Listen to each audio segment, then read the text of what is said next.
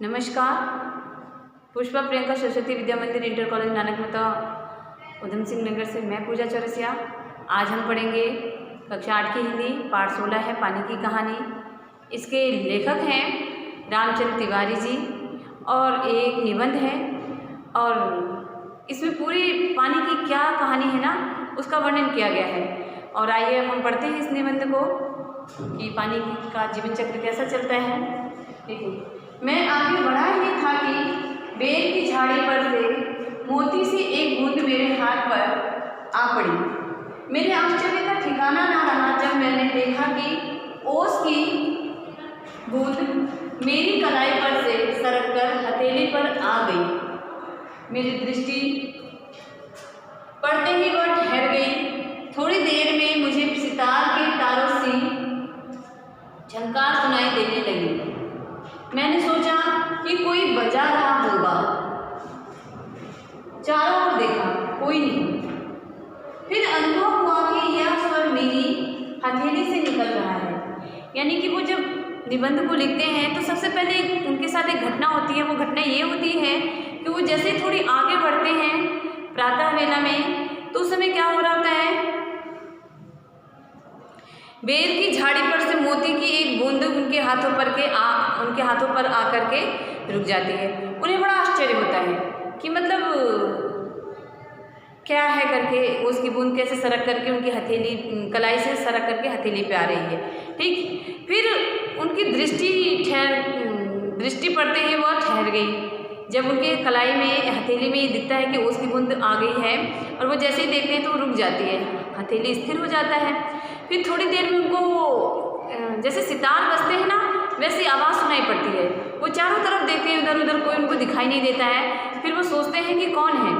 फिर थोड़ी देर में ये अनुभव करते हैं कि ये आवाज़ उन्हीं की कलाई में से उसकी बूंद से आ रहा है। उसके बाद उन्हें बड़ी जिज्ञासा उसको देखते हैं और देखते हैं तो सोचते हैं कि मतलब क्या है। फिर दोनों हिलकर यह स्वर उत्पन्न करते हैं कि मानो बोल रहे हो। वो दो कण में बढ़ जाते हैं और दोनों आपस में जैसे वो ऐसे करके हथेली को घुमाते हैं ना बच्चों, तो वो उसमें आपस में टकराते हुए ऐसा लगता है कि वो आपस में बातें कर रहे हैं। उसी सुरीली आवाज़ में मैंने सुना, सुनो सुनो। मैं चुप था, फिर आवाज़ आई, सुनो सुनो। मतलब पानी की बूंद जो थी उनसे बोल रही थी सुनो सुनो। वो चुपचाप थे। फिर थोड़ी देर में उन्होंने सुना कि फिर आवाज़ आ रही है, सुनो सुनो। अब मुझसे रहा ना गया, मेरे मुख से निकल गया, कहो कहो। यानी कि रामचंद्र तिवारी जो हैं, अब उनसे रहा नहीं जा रहा था। वो पानी से बात करने लगे और उनसे पूछ रहे हैं कि कहो क्या कहना चाहती हो। ओस की बूंद मानो प्रसन्नता से हिली और बोली, मैं ओस हूँ, जानता हूँ, मैंने कहा। जब ओस की बूंद ने उनसे कहा ना कि मैं ओस हूँ, उनकी हथेली पे थी, तो लेखक ने ये कहा कि मैं जानता हूँ कि तुम ओस हो। फिर लोग मुझे पानी कहते हैं, जल भी। फिर लेखक कहता है मुझे मालूम है कि तुम्हें पानी कहते हैं, जल कहते हैं। फिर वो बताती है कि मैं बेर के पेड़ में से आई हूँ। झूठी, मैंने कहा और सोचा, बेर के पेड़ से क्या पानी का फव्वारा निकल रहा है। जब वो उसकी बूंद कहती है ना कि मैं बेर के पेड़ से आई हूँ, तो कहते हैं झूठी कहीं की, बेर के पेड़ से क्या फव्वारा निकल रहा है जो तुम वहाँ से आ गई है। बूंद फिर हिली, मतलब उनकी हथेली पे हिली और मानो मेरे अविश्वास से उसे दुख पहुंचा। उसको बड़ा दुख हुआ कि मतलब इनको मेरी कही हुई बात पे विश्वास नहीं है। सुनो, मैं इस पेड़ के पास की भूमि में बहुत दिनों से इधर उधर घूम रही थी। मैं कणों का हृदय टटोलती फिरती थी कि एकाएक पकड़ी गई। उसकी बूंद ने कहा कि देखिए, मैं इस भूमि में, इस पेड़ की भूमि के आसपास बहुत दिनों से घूम रही थी और कणों के दिल को छू छू के जानना चाहती थी कि वो मेरे लिए क्या सोच रहे हैं। उसी पल मैं पकड़ी गई और मैं यहाँ आ गई।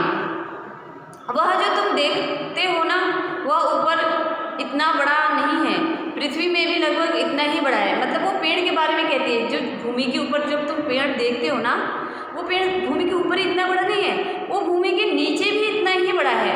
उसकी जड़ें हैं, छोटी जड़ें हैं और जड़ों के रोए हैं और रोए के बड़े निर्दयी होते हैं। जो जड़ों के रोए होते हैं ना, बारी बार कभी कोई छोटा ही पौधा उखाड़ते होंगे ना, मुझे एक मूल जड़ आती है, उसके पास आप देखते हैं बाल जैसे छोटे छोटे होते हैं। ये इस समय उसकी चर्चा हो रही है कि उसकी जो वो जड़ के रोए हैं ना, वो बड़े निर्दयी होते हैं, उनके अंदर बिल्कुल भी दया नहीं होती है।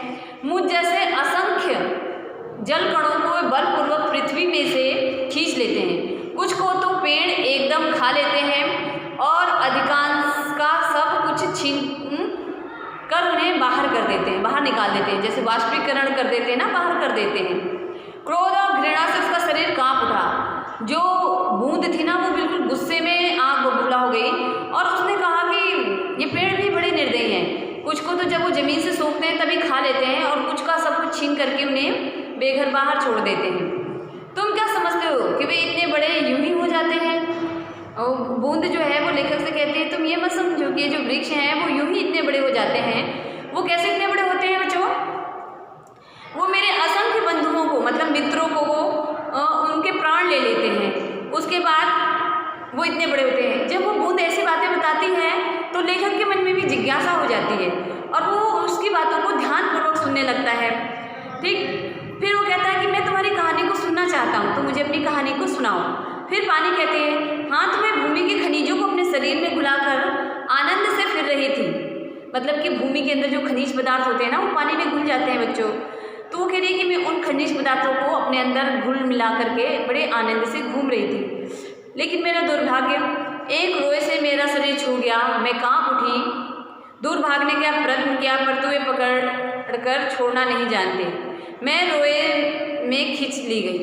वो कहती है कि मैं पेड़ के एक रोए से, जब मैं आनंद में इधर उधर घूम रही थी तो मेरा शरीर जो है वो पेड़ के एक रोए से टकरा गया और जब वो टकराया तो मैं बिल्कुल कांप गई। लेकिन मेरा दुर्भाग्य देखो कि जो भी बूंद पेड़ के रोए से टकराती है वो पेड़ उसे छोड़ता नहीं है, उसे अपने अंदर खींच लेता है और मैं भी वहाँ से खींच ली गई, मैं भी वहाँ से खींच ली गई। दोनों के बीच चली हूँ। अब वो मेरा हाथ पकड़ के, बूंद मेरा हाथ पकड़ करके ऊपर खींच रही थी, मैं उन दोनों के बीच चली। एक बूंद ने उसका हाथ पकड़ के अपनी तरफ खींचा और पेड़ के रोए ने एक बूंद को अपनी तरफ खींचा। वो दोनों में पिस चली और बाद में लगभग 30 दिन तक यह शासक भोगती रही। मतलब कि जो खींचातानी का क्रम है ना बच्चों, लगभग 30 दिन तक चलता रहा और वो दुखी रही। फिर कह रही मैं पत्तों के नन्हे नन्हे छेदों से होकर जैसे तैसे जान बचाकर भागी। वो कह रही है कि जो पत्तों में जो छेद होते ना, रंध्र बच्चों, उसके बीचों से वो कह रही है कि मैं जैसे तैसे जान बचा करके भागती रही। फिर मैंने सोचा कि पत्ते पर पहुंचते ही उड़ जाऊंगी, परंतु बाहर निकलने पर ज्ञात हुआ कि रात होने वाली थी और सूर्य जो हमें उड़ने की शक्ति देता है वो जा चुका था। वायुमंडल में इतने जलकण उड़ रहे थे कि मेरे लिए वहाँ स्थान नहीं है, तो मैं अपने भाग्य पर भरोसा कर पत्ते पर ही रुकी रही। उसने कहा कि जब मैं 30 दिन की यात्रा कंप्लीट करके जड़ों के रोए से खींच करके उसकी तनों डालियों पत्तियों से होते हुए जब मैं यहाँ आई तो मुझे लगा कि पत्ते पे पहुँचते में उड़ जाऊँगी बाष्प बन के, पर ऐसा भी नहीं हुआ क्योंकि जब मैं वहाँ पहुँची तो शाम हो चुकी थी और शाम को जो सूरज हमें बल प्रदान करता है वो उड़ गया था और सॉरी डूब गया था और मुझे उड़ने की शक्ति नहीं मिली। लेकिन मैं एक दिन उड़ जाऊँगी ये सोच करके मैं वहीं पर सिकुड़ी पड़ी रही। तुम्हें देखा तो जान में जान आई और रक्षा पाने के लिए मैं तो तुम्हारे साथ कूद पड़ी। मतलब वो कहते हैं कि जब तुम यहाँ आए ना तो मेरे जान में जान आई और मैं तुम्हारे हाथ में कूद पड़ी ताकि तुम मेरे लिए कुछ अच्छा कर पाओगे।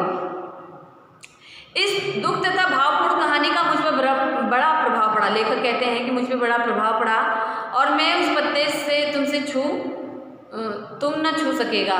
मतलब कि वो कहते हैं उस बूंद को कि मेरे अलावा तुम्हें और कोई नहीं छू सकेगा और उसके लिए मतलब अच्छा सोचने लगते हैं कि अब उसको कैसे बचाया जाए। ठीक है, ठीक है बच्चों, आपकी पहला अध्याय यही पूरा होता है। फिर मिलते हैं दूसरे पार्ट के साथ, तब तक के लिए